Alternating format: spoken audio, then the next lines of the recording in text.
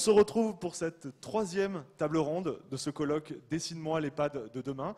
Troisième table ronde consacrée à l'ouverture sur le territoire. On va parler comment ouvrir les murs, comment ouvrir l'EHPAD sur la société, les gens qui les entourent. Pour ça, j'appelle Marie Trélucane de l'association Service Civique Solidarité Senior. Et puis Pierre-Olivier Lefebvre, délégué général du réseau français des villes amies des aînés. Et puis Élodie Serre, une jeune en service civique.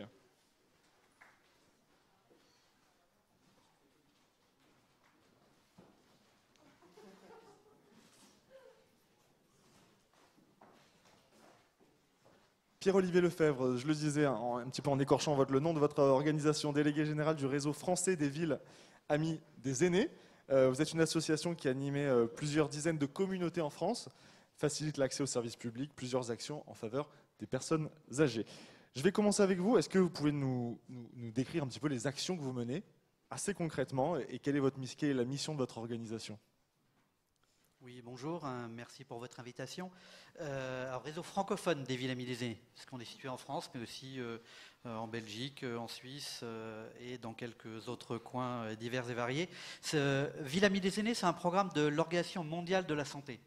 Et le lien qu'on peut faire avec ce qui s'est dit depuis le début de cette conférence, c'est est-ce que en fait la question de la santé, c'est simplement de travailler autour de gens qui sont malades, ou est-ce que la question de la santé, c'est l'environnement ?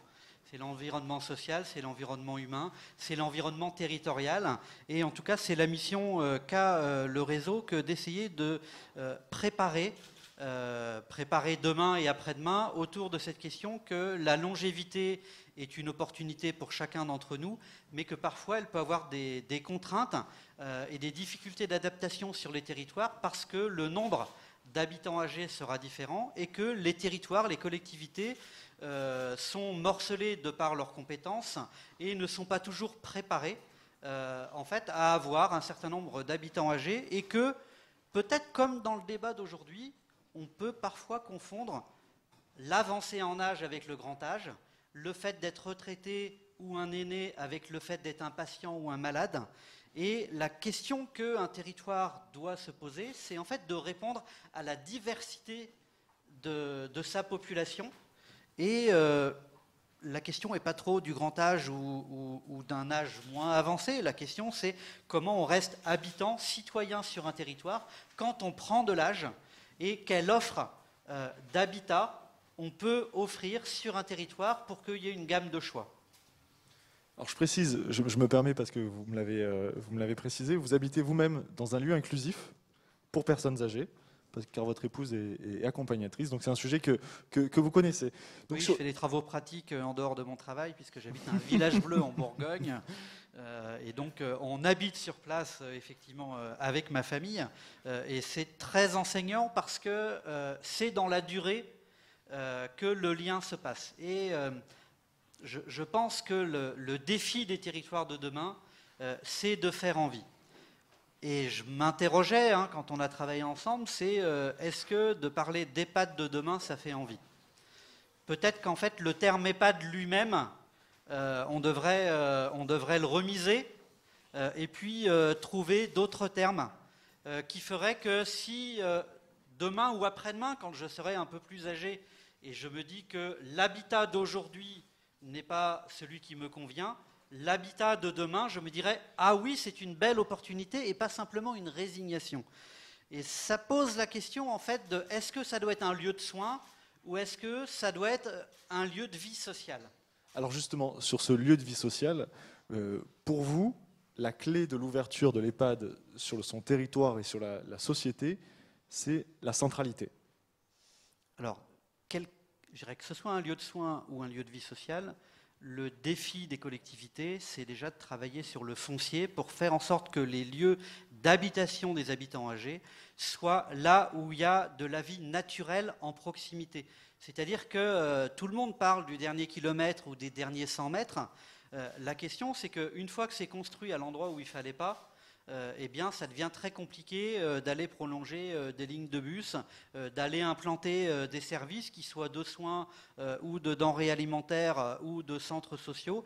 Et donc, ça pose la question de comment on réfléchit dans l'avenir pour faire en sorte que le foncier qui, dans les grosses centralités, est cher, soit dédié au vieillissement et qu'il y ait un choix, je dirais, politique de la part des collectivités qui fasse que ce choix politique, eh bien, oui, ça coûte cher en centre-ville, mais je le fais quand même et je ne me dis pas « Ah tiens, j'ai un petit endroit là où personne ne voudrait le faire ».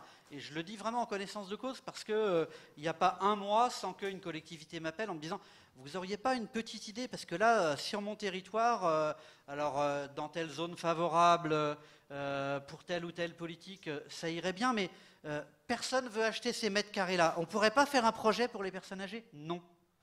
Un projet pour les personnes âgées, c'est là où vous auriez envie d'être.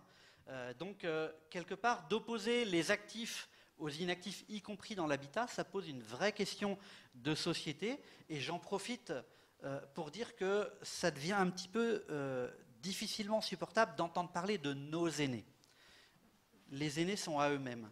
Et si on parle de citoyenneté, si on dit qu'on veut faire des choses avec les gens, eh bien, il faut parler des aînés et pas de nos aînés. Ce ne sont pas des objets.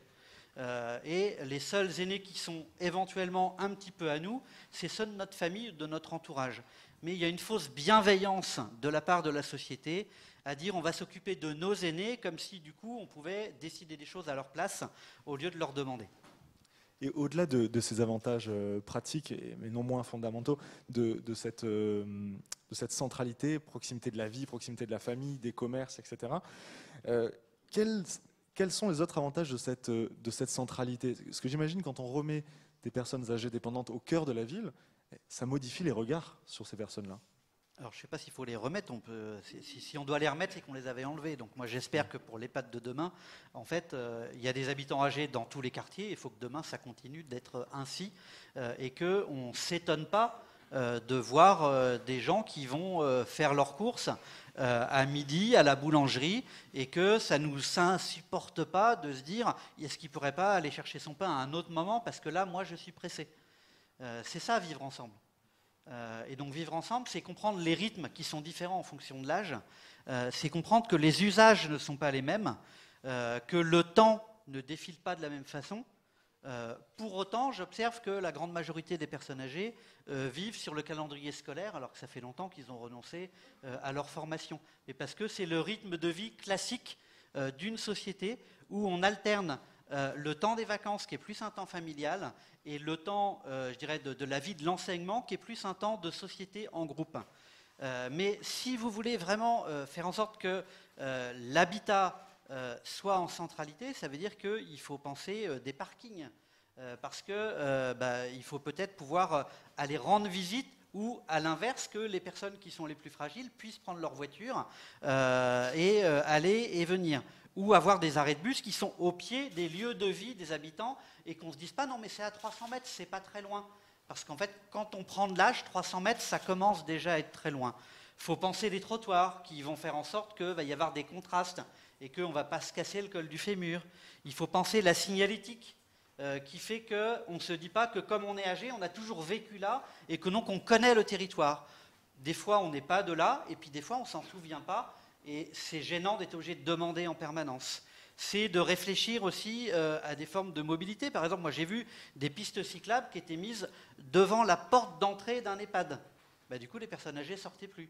Parce qu'en fait, un vélo qui roule très vite, c'est à peu près comme si vous marchiez sur l'autoroute en termes de ressenti.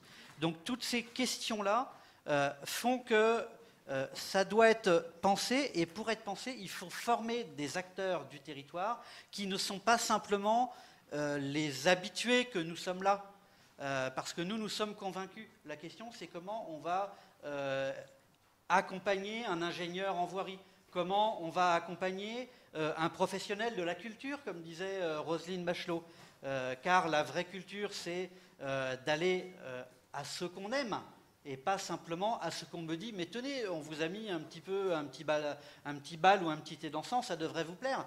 Moi, si j'aime pas le musette, ça me plaira jamais. Par contre, si vous mettez de la musique baroque, je serai un homme heureux. Mais il n'y a pas grand monde qui aime ça. Même ma femme rechigne à y aller, vous voyez. Donc c'est ça, en fait, vivre, c'est faire ses choix, et le lieu d'habitat, c'est le lieu qui doit faire la synthèse entre ma vie individuelle et puis le fait de vivre en société. Et justement, dans cette société, il y a des personnes de différentes générations, de différentes.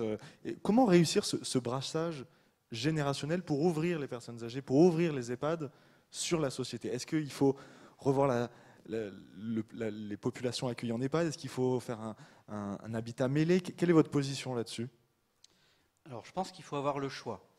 C'est-à-dire qu'on entendait l'architecte tout à l'heure nous parler de mixité de lieux de vie. Je pense qu'en fait, il faut arriver à faire des lieux où, quand on a envie d'être avec les autres, on y va, et quand on a envie d'être au calme et d'être tranquille, on puisse l'être. Et le vrai risque, c'est de dire je fais de l'intergénération à tout crin, et du coup, le ballon vient taper dans la porte ou dans le jardin en permanence, et j'ai peut-être pas envie à ce moment-là d'avoir quelqu'un qui, au nom de l'intergénération, m'impose son rythme, m'impose son bruit, m'impose sa musique. Par contre, différents types d'habitations. Moi, je ne crois pas que l'EHPAD tel qu'il existe aujourd'hui doivent rester. Moi, je pense qu'on ferait mieux de revenir d'un côté à l'USLD, unité de soins de longue durée adossée à l'hôpital, quand on est vraiment malade, parce qu'aujourd'hui, quand on dit qu'on a des EHPAD, mais avec un GMP de 900 ou 950, en réalité, on a simplement transposé ce qui se passait à l'hôpital dans un autre endroit. Donc on ferait mieux d'adosser, quand on a vraiment besoin d'un soin renforcé, des unités de vie adaptées pour le soin adossées à l'hôpital, et de l'autre côté, qu'on développe des lieux d'habitation de l'avancée en âge où on ait une diversité de types de logements. Du logement individuel regroupé, du logement intergénérationnel, de la colocation, de la résidence autonomie repensée autrement, avec des lieux de centralité qui peuvent être, comme ça a été dit, la restauration, des passions communes et ainsi de suite. Mais je pense qu'on se trompe si on rêve de cette forme de société, en réalité, avec des gens qui parfois peuvent à peine sortir de leur chambre. Je crois qu'il faut être honnête sur la façon de qui on parle. Alors justement, il y a une association qui travaille à tisser ce lien intergénérationnel. C'est l'association Tom et Josette qui a travaillé à l'intégration d'une crèche dans un EHPAD. C'est un reportage à voir tout de suite.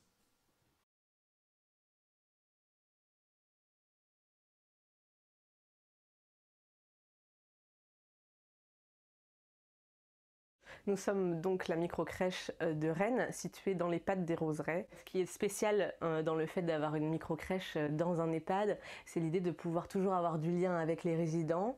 Donc on a effectivement le cuisinier de l'EHPAD qui prépare les repas des enfants, mais aussi des ateliers au quotidien. C'est vraiment l'impact qu'on veut avoir de pouvoir faire partie du quotidien des résidents et que eux fassent également partie de notre quotidien avec les enfants.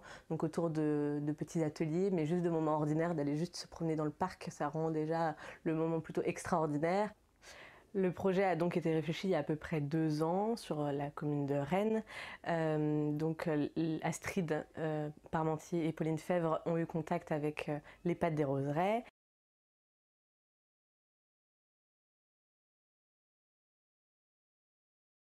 Pour les enfants, je constate qu'ils sont très très posés lors des temps de rencontre avec les résidents.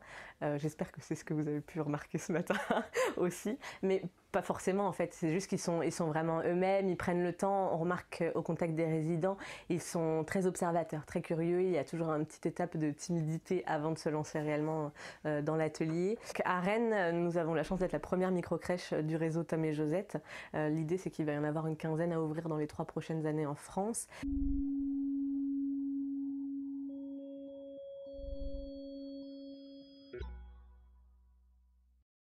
Alors actuellement, les résidents qui participent aux ateliers nous font beaucoup de retours après. Bon, nous, on les questionne aussi pour savoir s'ils ont apprécié. Bon, déjà, on s'en rend compte aussi pendant les moments d'échange. Il y a beaucoup d'échanges spontanés, beaucoup de sourires, vraiment d'interaction entre les enfants et les résidents. Donc déjà, sans poser la question, on voit le bénéfice parce que les résidents ont le sourire, on voit que ils sont réceptifs à ces rencontres.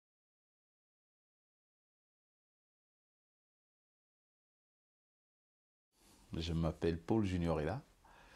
Je suis le parent de Oani, l'un des enfants qui est à la crèche ici.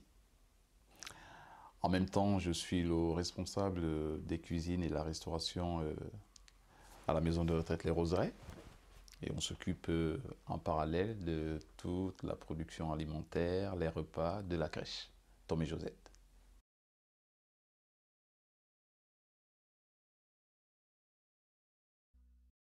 Je pense que ça apporte quelque chose de positif, dans le sens où n'eût été le fait qu'il a des grands-parents, donc il les côtoie régulièrement, un petit peu moins maintenant avec le Covid, mais déjà ici, me voir moi, voir ces personnes-là, cette différence d'âge et la façon de penser et de voir, ça ne peut être que positif pour l'enfant.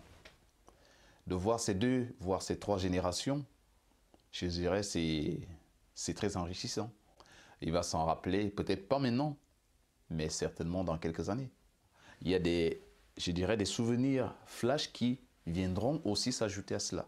Même si aujourd'hui, il n'a que 16 mois, mais moi je l'ai vu lors de certaines rencontres avec les résidents. Ils sont émus, ils sont contents, ils découvrent quelque chose d'autre. Et chez Tom et Josette, les enfants sont bien. Oui, parce que j'ai toujours eu l'esprit de famille et de retrouver un petit peu, surtout les petits-enfants et tout ça, c'est agréable. Hein. Ça nous rajeunit, en fait.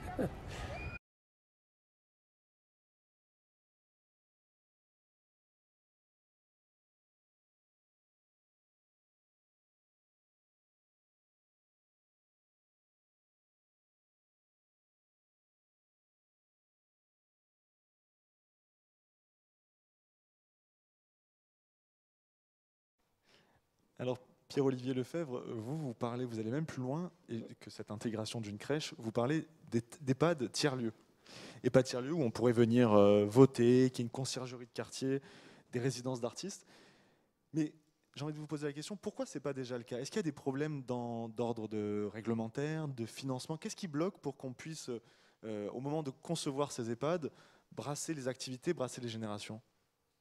Alors, il y a des choses qui existent, elles sont expérimentales. La question, c'est comment on passe de l'expérimental à une forme de droit naturel à faire ce type de choses. Oui, il y a entre autres des réglementations qui sont compliquées. Accueillir un artiste aujourd'hui, on l'a entendu, il faut un accord de la DRAC, il faut regarder qui assure les locaux qui sont dédiés à l'artiste. Est-ce que, par exemple, les personnes âgées ont le droit d'aller dans les locaux de l'artiste ou pas?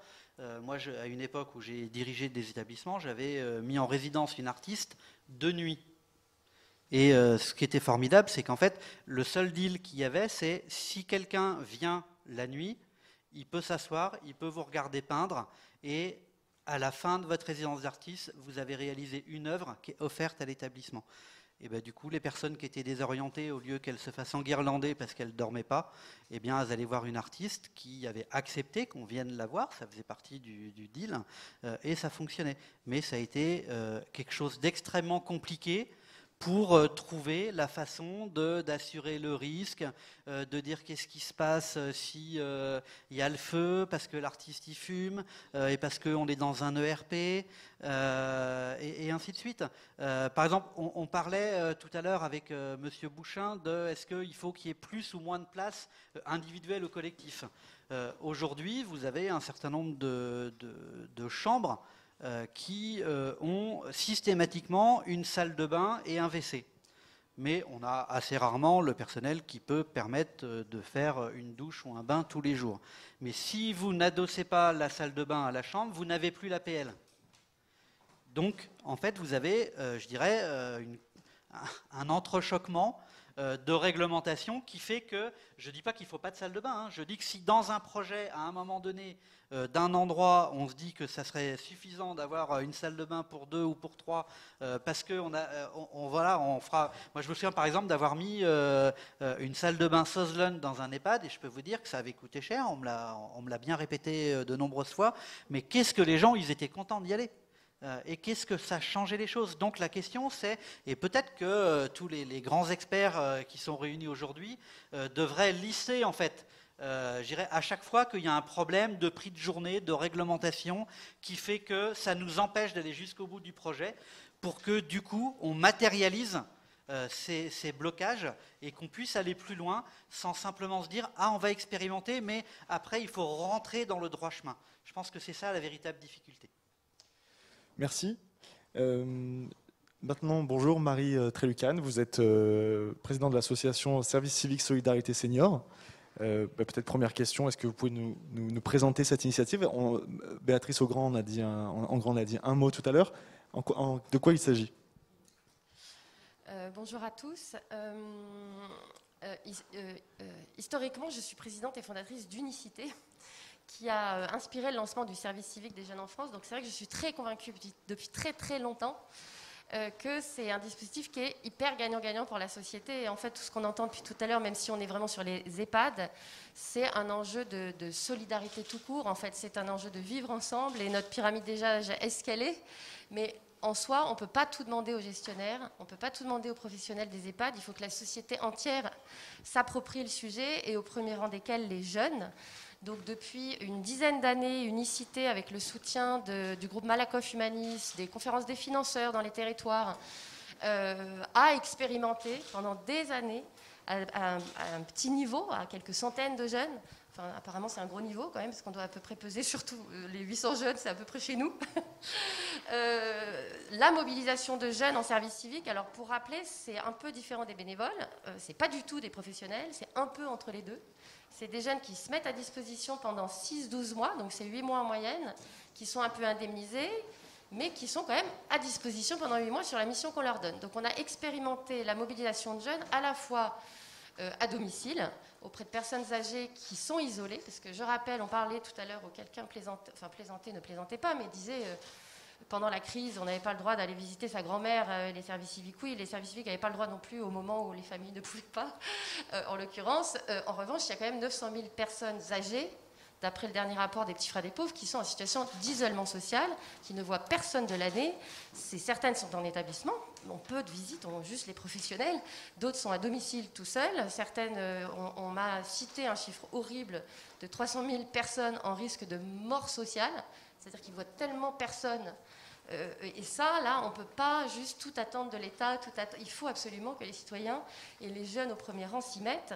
Et pour sensibiliser, vous savez, il y a beaucoup de jeunes qui, avant le service civique, ne rendaient jamais visite à leurs grands-parents. D'autres jeunes, d'ailleurs, qui n'ont pas de grands-parents sur le territoire français, et qui ont une envie de solidarité. Donc tout ça, c'est des schémas...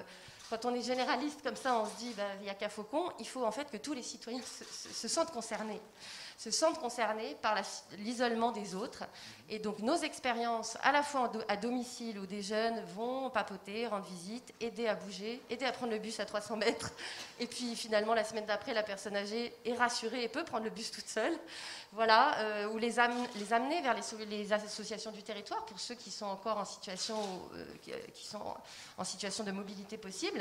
Et puis les personnes en EHPAD, on a effectivement expérimenté, d'ailleurs dans résidence senior et jusqu'aux EHPAD ou des centres de long séjour hospitaliers, la mobilisation de jeunes qui ne peuvent pas remplacer les professionnels. Donc ce qui a été évoqué tout à l'heure, évidemment il faut des professionnels, ça c'est pas mon secteur et vous êtes mieux placés que moi pour savoir. Ils vont pas changer les personnes, les habiller ou distribuer les repas. En revanche, être là pendant 1 heure, 2 heures tous les matins auprès de la personne qui ne sort pas de sa chambre, ça ils peuvent faire, ce que peuvent pas forcément avoir le temps de faire les professionnels. Et donc ils amènent un peu une bouffée d'oxygène justement pour ces professionnels qui essayent et qui voient bien la limite et la frustration que ça peut représenter. Et donc ça leur amène quand même une bouffée d'oxygène, à la fois évidemment aux personnes et aux professionnels, et un coup de main quand il y a un animateur dans un établissement, parfois il n'y en a pas du tout, d'avoir 2-3 jeunes qui peuvent l'aider à organiser des animations, du loto, de la musique, effectivement en faisant gaffe que ça plaise, un ciné-débat, voilà, pour qu'il y ait de l'activité. Tout à l'heure, je ne sais plus, c'était Elise Moon qui disait que c'était un peu glauque, l'absence d'activité. Ben voilà, tout ça c'est possible.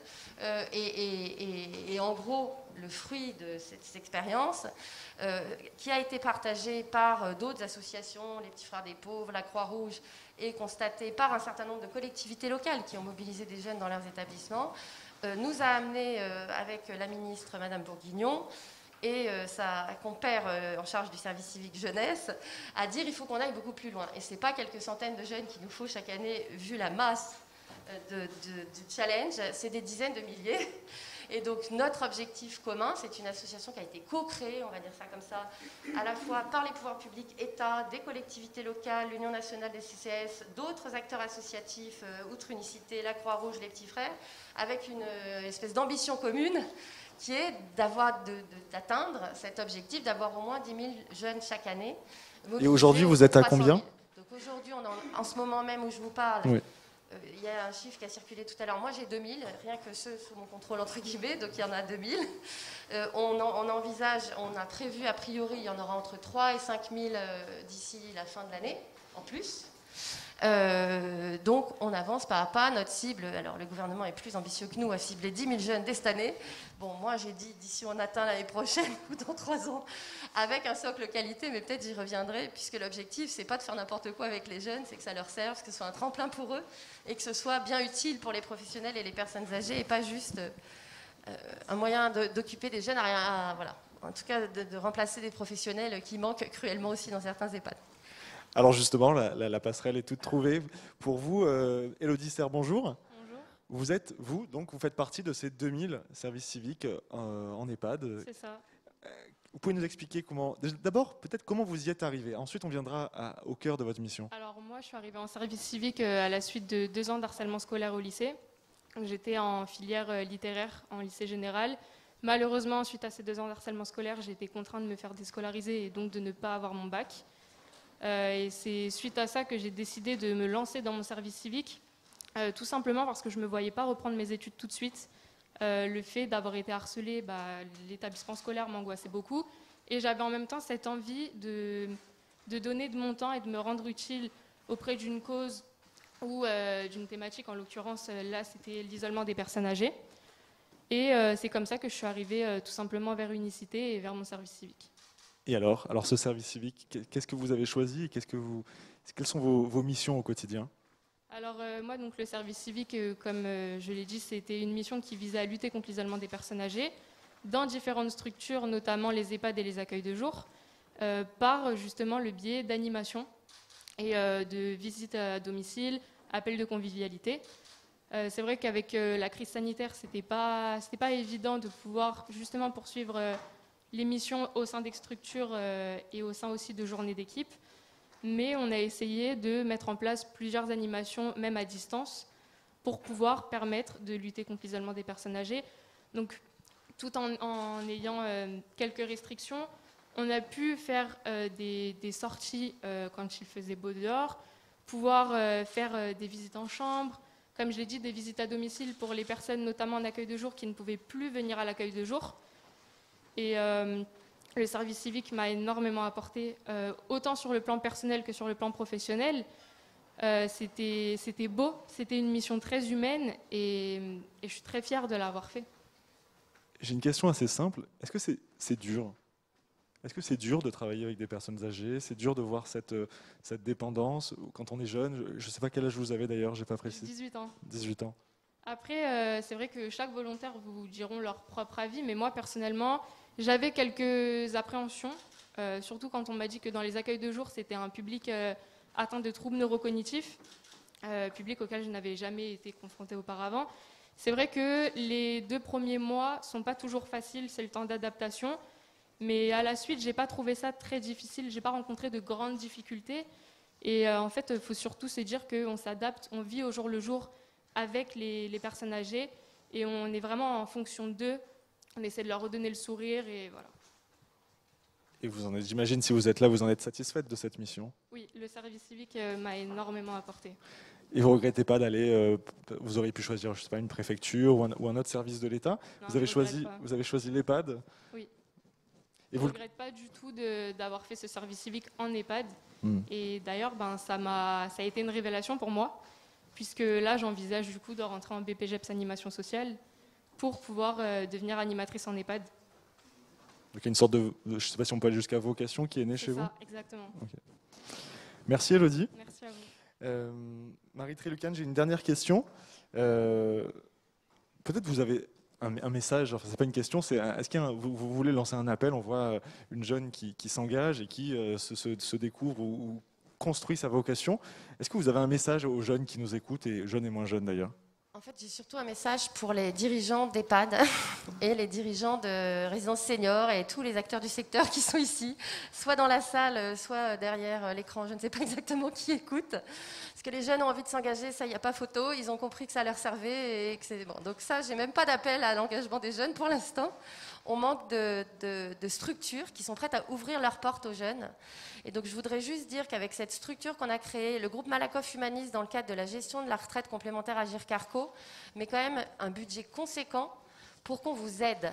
Donc, on a des équipes qui sont... là, vous avez Mathieu et Jessica là-bas qui peuvent lever la main. Vous pouvez aller les voir, pour ceux qui sont là. Mais on a des équipes sur le terrain qui peuvent aider les responsables d'EHPAD, les gestionnaires à calibrer un peu les missions pour être sûr qu'ils respectent un peu le cadre légal. On peut porter juridiquement les jeunes et vous les mettre à disposition si le côté administratrice vous stresse. On met en place tout un socle de formation pour les jeunes, pour les tuteurs. Les tuteurs, c'est à nommer dans les établissements. Donc, vous n'avez pas à faire ça. Les jeunes arrivent, on vous aide à recruter les jeunes. Enfin, on vous fait tout. On peut même payer le transport si les missions sont, ou si l'EHPAD est en milieu rural.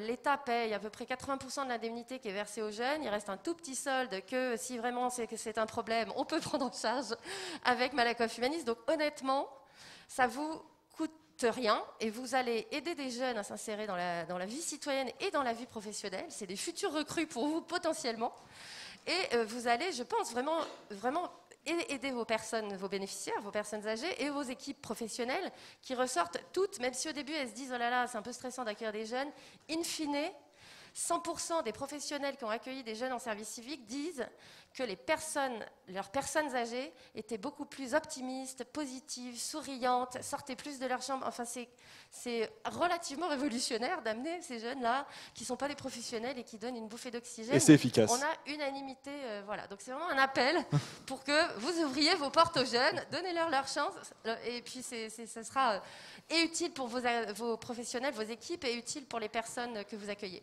Eh bien, j'espère que cet appel sera entendu. Avant de conclure cette table ronde, on voulait vous montrer une vidéo justement d'une association qui promeut ce lien intergénérationnel entre les personnes âgées et les plus jeunes, très très jeunes. L'association s'appelle Une lettre, un sourire. Je vous propose de la regarder tout de suite. En France, 900 000 personnes âgées souffrent d'isolement. Une association a décidé qu'elles aussi avaient droit à de jolis courriers. Dans cette EHPAD, les résidents reçoivent chaque mois des lettres de jeunes inconnus. Enchanté. Moi c'est Louis, j'ai une lettre du coup, pour toi. Très cher monsieur, j'ignore totalement à qui j'envoie cette lettre. À vrai dire, j'ignore tout de vous. Votre nom, votre prénom. J'ignore même l'endroit où vous vous trouverez lorsque vous lirez ces quelques lignes. Tu vas sur Une lettre, un sourire, tu tapes ta lettre et elle parvient aux résidents d'EHPAD. Parfois les jeunes vous parlez de leur quotidien, j'ai regardé un film ou la dernière série sur Netflix, je sais pas si vous l'avez vu. Et du coup, ils se disent, mais eux, qu'est-ce qu'ils font? Qu'est-ce que tu fais quand tu as 80 ans? Pour certains, c'est la compensation d'une famille qui vient pas, ou d'une famille qui est plus là. Coucou cher monsieur, je vous écris aujourd'hui pour vous donner du Je m'appelle Léo, j'ai 14 ans. Je m'appelle Agathe, je suis une fille banale de 17 ans, enfin 16. J'aime bien faire de la cuisine, des balades, surtout quand il fait beau en ville. J'espère qu'un jour vous me répondrez. Bah, c'est écrit gentiment, quoi, si on veut, avec amour, et puis ça paraît pas, mais ça fait beaucoup pour moi. Donc là, c'est les lettres que vous avez reçues. Exactement, oui. C'est la première fois que j'ai du courrier chez moi. Je les garde. Si j'ai un coup de cafard, je vais toujours en ouvrir une. Ça fait plaisir.